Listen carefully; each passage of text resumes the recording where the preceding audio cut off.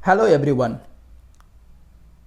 The topic of our today's video is how can we speak in a more inclusive way? That is how to maintain impartiality in language. We all need to speak in public. We all need to communicate with others in order to share our opinions and views. And many a time we have to face an interview. So whenever we face an interview or whenever we share our opinion in public in front of large gathering, then the pronouns, the nouns, the various words that we use reflects our mindset, reflects our thought.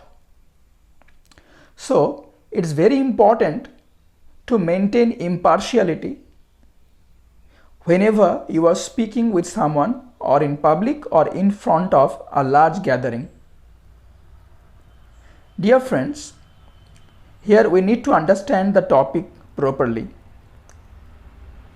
It's a time when we all talk about equality and we don't want to be introduced or we don't want to talk about some group of people in particular.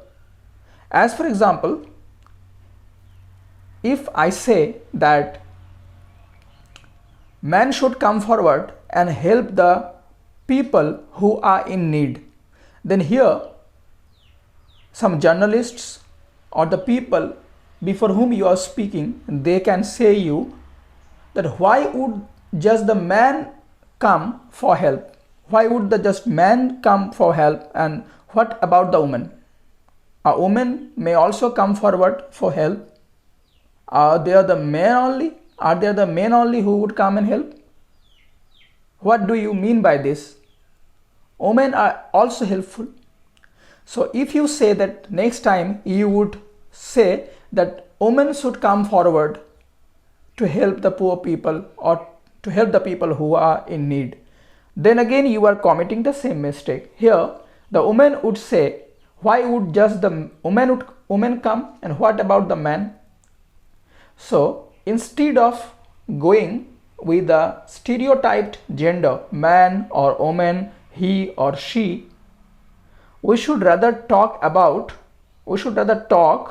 in such a way so that you don't hurt the sentiment of any gender in particular.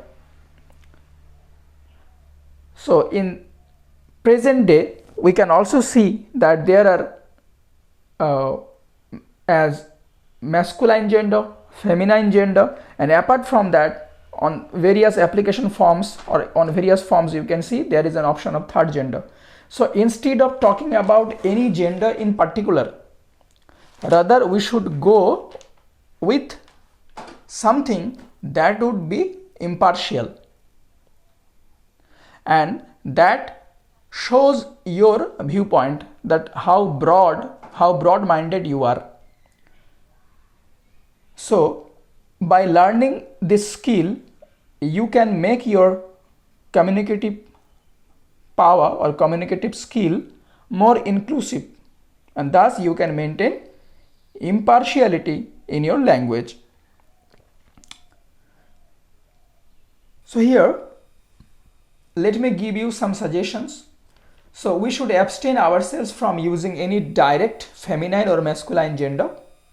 Rather we should use pronouns or nouns which are not directly connected to them mentioned above, masculine or feminine or third gender. And I think you would be glad to know that in the European countries, many of the European countries where English language is spoken, I'm talking about those countries where English is the prime language, they are making this a kind of modification or renovation in their way of speaking. So instead of using any gender in particular, they are nowadays using such word that covers or that includes all the genders. So they are working on it. Since English is a modern language, so no language can be modern if it's not renovating itself with time. So here let us work with some examples. As here you can see that there are some words, and what should be our strategy that I am saying you. So instead of saying she or he, we should rather say one.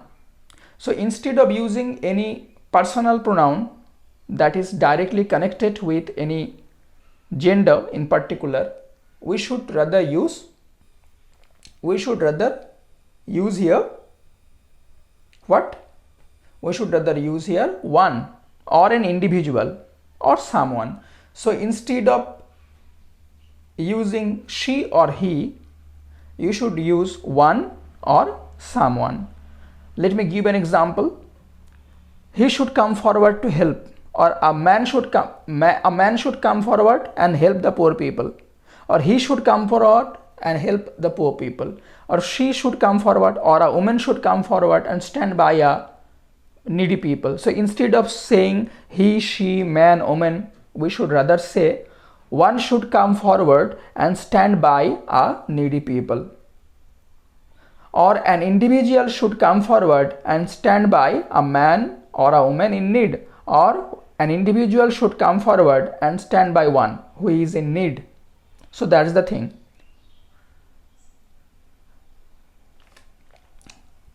Okay, so in place of she and he, you can use indefinite pronoun like as one, or an individual, or someone. Actor, actress. We all know who are actor and actress,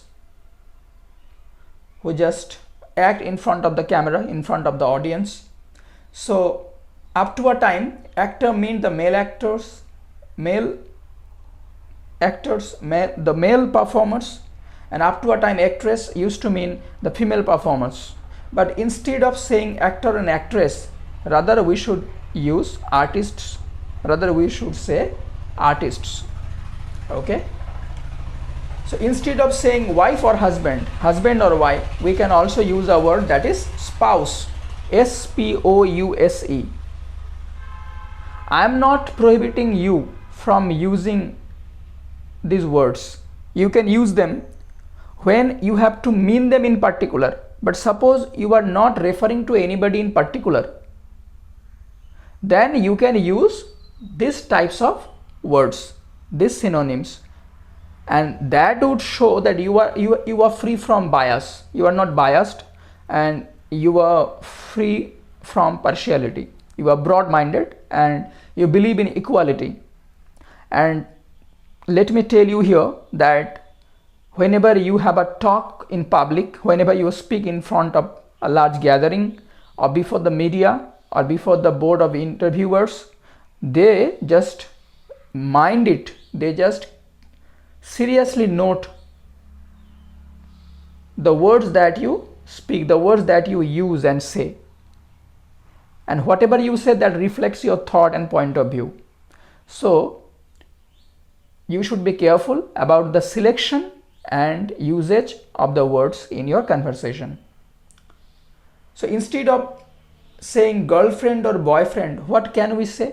We can say partner. Okay, anyways. Moving on to the next slide. Instead of saying chairman or chairwoman, what we can say is chairperson. So chairperson is something that goes with both male and female. So instead of saying chairman or chairwoman, we should address the person in chair as chairperson. By following this strategy, you can not only develop your communicative skill, but you can also refine it. Just developing is not enough. Refining it is also important. Instead of saying salesman and saleswoman, what we can say is sales representative or sales representative. Yes. Quite often we hear manpower. Manpower means people that you need to do a particular work. We have this much manpower. Suppose the CEO of a company in the annual meeting is saying that we have 400 manpower in our company. So here the female workers, they can say that we are also here. Your company is not just run by the man, is not just run by the men who are working here. We the female workers are also here. So by saying manpower, here the CEO is actually hurting the sentiment of the working women here. So rather he should say, in place of manpower, human resource. So instead of saying manpower, you should say human resource or staff. So here I am giving you these suggestions, and you just listen to me, that these are going to be very helpful for you if someday you are going to face an interview in future, or even if you are talking in public. You should rather use these words that would reflect your viewpoint, that how broad-minded you are. Anyways, so instead of saying manpower, you should use human resource.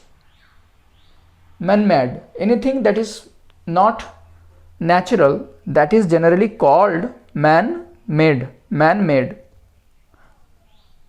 Anything that is made in the factory, anything made by the human beings is called man-made. All the things made by man only, and what about the woman? So by saying this, you are also becoming partial. You are showing partiality towards the man. So instead of saying man-made, then what do you need to say? You need to say synthetic. The opposite is natural, and synthetic means that is not made naturally, that is not created naturally. Synthetic means that is not created naturally, that is created by human resources. So I hope that you would find this video so helpful. So in my channel, I am uploading different types of videos dealing with English language, literature, and other genres as well. I'm requesting you to please subscribe the channel and press the bell icon and share. Thank you so much for watching.